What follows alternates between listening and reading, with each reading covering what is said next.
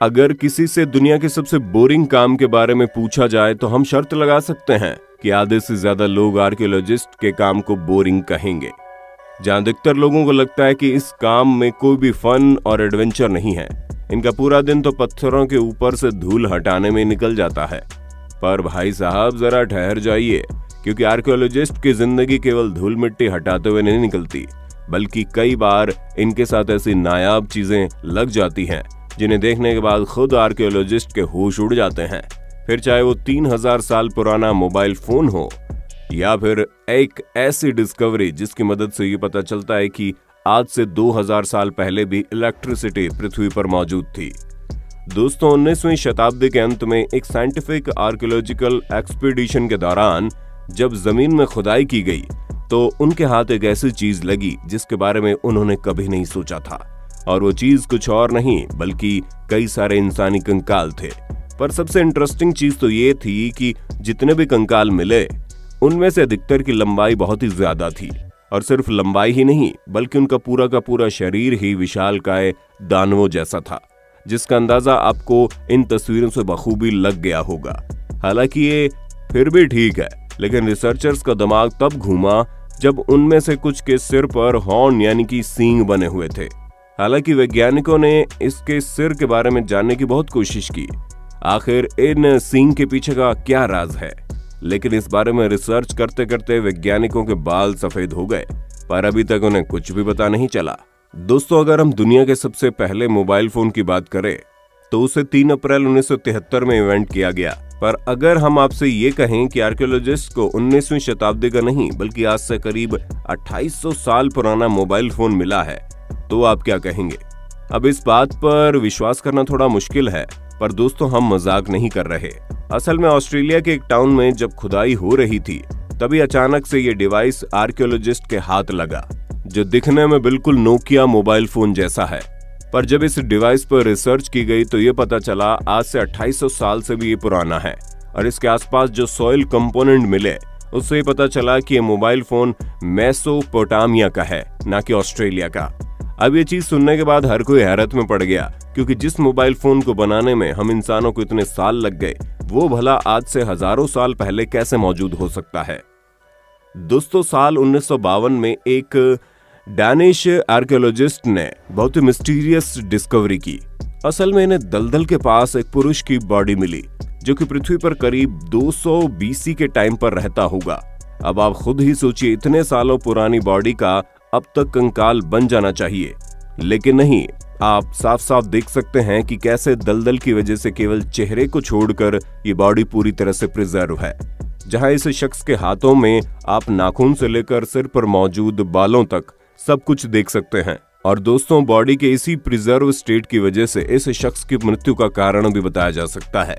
यहाँ तक कि ये भी पता लगाया जा सकता है कि इसने मरने से पहले क्या खाया था। और इस बॉडी के ऊपर हुई रिसर्च में पता चला है कि इसके शरीर में कई सारे घाव मौजूद हैं, जिनमें से कुछ बहुत ही गहरे हैं, जिससे इस बात की पूरी संभावना है कि इस शख्स की मौत का कारण इसके शरीर में मौजूद घाव हो सकते हैं।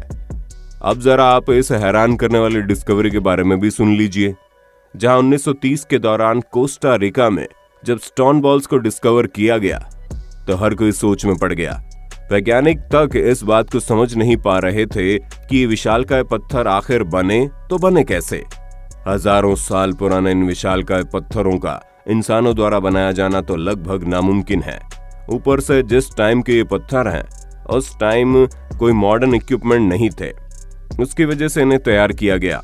इसीलिए इनके अस्तित्व पर कई सवाल खड़े हो रहे हैं। हालांकि कई सारे लोगों का ये कहना है कि इन गोलाकार पत्थरों का ये शेप पानी की तेज लहरों की वजह से है, लेकिन इस पर भी रिजेक्शन का ठप्पा लग गया। यही वजह है कि अब तक किसी को भी ये पता नहीं चल पाया कि आखिर ये बड़े आकार के पत्थर क्यों बनाए गए हैं और किसके द्वारा बनाए गए हैं। पर कई सारे एक्सपर्ट्स का ये कहना है कि इन पत्थरों का इस्तेमाल आज से कई साल पहले ट्राइब्स की बाउंड्रीज सेट करने के लिए किया जाता था। वैसे दोस्तों, भले ही आपको इस तरह की नायाब चीजें ना मिली हो, लेकिन सड़क पर गिरा सिक्का तो मिला ही होगा। ऐसे में अपने होस्ट और दोस्त सैम को कमेंट करके ये बताना मत भूलना, आपको अब तक सबसे ज्यादा कितने रुपए सड़क पर मिले हैं, और जिन्हें अभी तक कुछ भी नहीं मिला वो लोग अपना नाम कमेंट में जरूर बताएं। अब हम आपको जो बताने वाले हैं उसे सुनने के बाद आपके कान खड़े हो जाएंगे। जब बात इलेक्ट्रिसिटी की आती है तो हम सभी को पता है कि इसका इन्वेंशन आज से लगभग 200 या 300 साल पहले किया गया होगा और उससे पहले लोग बिना बिजली के अपनी जिंदगी बिताते थे। लेकिन जिस हिसाब से आर्कियोलॉजिकल एविडेंस मिले हैं उससे साफ पता चलता है कि आज से 2000 साल पहले भी बिजली पृथ्वी पर मौजूद थी। हम ऐसा इसलिए कह रहे हैं क्योंकि अभी कुछ ही समय पहले दुनिया की सबसे पहली बैटरी की खोज हुई। ये एक 13 सेंटीमीटर का जार है जो बिटुमेन और आयरन रोड से फिल्ड है और इस एक जार के अंदर एक कॉपर सिलेंडर है जिसके अंदर आयरन स्टड भी मौजूद था। साथ ही साथ इसमें एसिड भी फिल किया गया था। इन सभी चीजों को देखा जाए तो ये बैटरी 1 वोल्ट का करंट जनरेट कर सकती है। अब 2000 साल पुरानी किसी चीज में इस तरह के अरेंजमेंट होना कोई मामूली बात नहीं है। दोस्तों, मोआ न्यूजीलैंड में रहने वाली एक ऐसी बर्ड स्पीशीज है जो 15वीं शताब्दी में हमारी पृथ्वी से विलुप्त हो गई थी। ये बर्ड 4 मीटर लंबी हुआ करती थी, यहाँ तक कि इसका वजन 250 किलोग्राम का था। अब इससे आप समझ सकते हैं कि बर्ड कितनी ज्यादा बड़ी होगी। और ये सब हम आपको इसलिए बता रहे हैं क्योंकि पिछले कई सालों से एक्सपर्ट्स को इस विलुप्त हुई बर्ड के ऐसे कई सारे अंश मिल रहे हैं जिन्हें देखकर वो भी हैरान है। पर सबसे ज्यादा हैरानी तो तब हुई जब एक एक्सपीडिशन के दौरान न्यूजीलैंड में खुदाई की जा रही थी और तभी इस विशालकाय बर्ड का एक मम्मीफाइड पंजा मिला। और ये पंजा इतना ज्यादा सटीक है कि इसे देखकर एक नजर तो इंसान धोखा खा जाएगा कि ये किसी बर्ड का पंजा है, वो अभी मरी है। पर जब रिसर्च की गई तो पता चला वो पंजा इसी बर्ड का है जिसके शरीर से सैकड़ों सालों पहले कट करके जमीन के अंदर दफन हो गया था।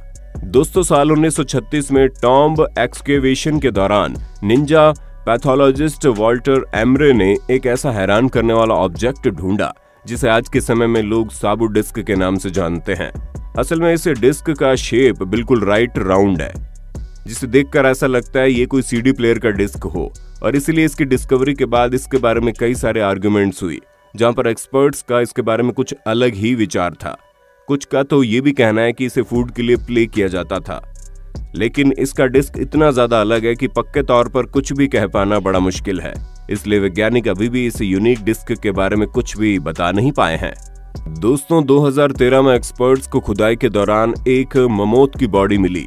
अगर आपको न पता हो तो हम आपको बता दें कि ममोथ ऐसे जानवर थे जो आज से कई सालों पहले पृथ्वी में रहते थे और इनकी बनावट हाथी की तरह थी, लेकिन ये हाथी से भी ज्यादा खतरनाक और विशालकाय हुआ करते थे। ऐसे में इस जानवर का मिलना कोई बड़ी बात नहीं है।